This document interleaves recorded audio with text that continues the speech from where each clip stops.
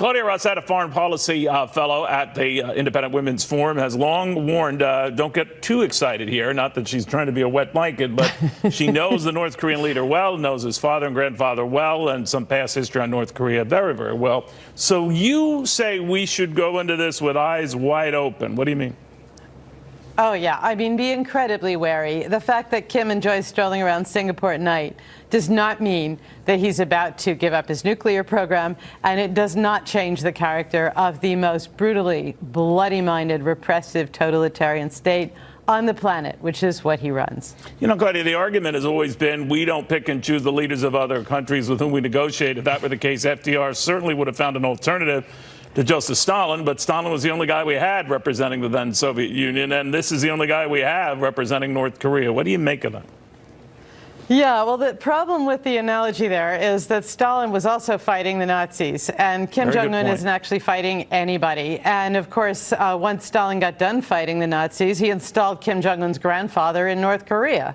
So out of that came the Cold War and our current problem. So it's true, you can't pick who you negotiate with or who you confront, but you can be keenly aware that everything points to Kim will want any benefits, but he's probably going to look for any way he can find to not deliver this denuclearization, whatever that actually means, basically to not give up his nuclear program. And remember, he also has biological, chemical weapons and the conventional weapons that have held Seoul hostage since the Korean War.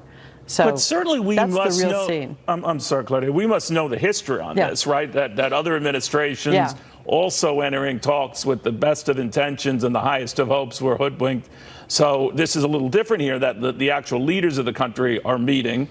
So that changes the complexion a bit. But how do you avoid the North Korean history of just lying? I mean, how do you verify what they are doing when, in fact, in some cases, they can drag it out for years looking like they're following an agreement, as they did during the Clinton administration, and yet rip it up as soon as that administration goes? Neil, we have to offer a seriously credible threat. That's why I am encouraged, actually, that President Trump wants this one-on-one meeting. You know, where if I were North Korea's translator, I'd be worried that I was going to be killed on the way out of Singapore because these will be the witnesses. But that's a chance for President Trump to say to Kim Jong-un, just in case Kim Jong-un has been misinformed by the lackeys and acolytes who surround him about the real nature of American military might, capability, and so on. Look, we do have the ability to obliterate you, and Trump needs some credible way to really make that threat. Now, I don't know if he will, but that's what might persuade Kim to do something. And the problem is what needs to happen for anything to be credible, for any complete, verifiable, irreversible, in the phrase of the day, right, is the end of that regime. A change in character so profound that it's effectively gone. You know, that Kim presides as some titular head of a very different regime, which I think would bring his downfall, or that we simply get rid of them. Unfortunately, Neil, that's where all my calculations end up. This regime has to go. And when that happens, we can talk about seriously decreasing the danger that is North Korea.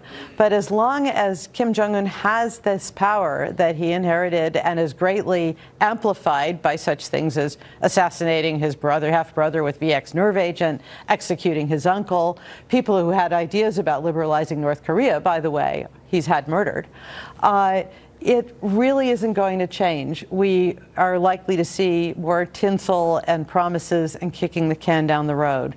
So that's the bottom line, Neil. The regime, one way or another, has to go. Yeah, in my dreams, President Trump would say to Kim in this private session, there's one security guarantee we can offer you, and that is the Marcos residence on Hawaii, where he lived out his life in exile after he left the Philippines.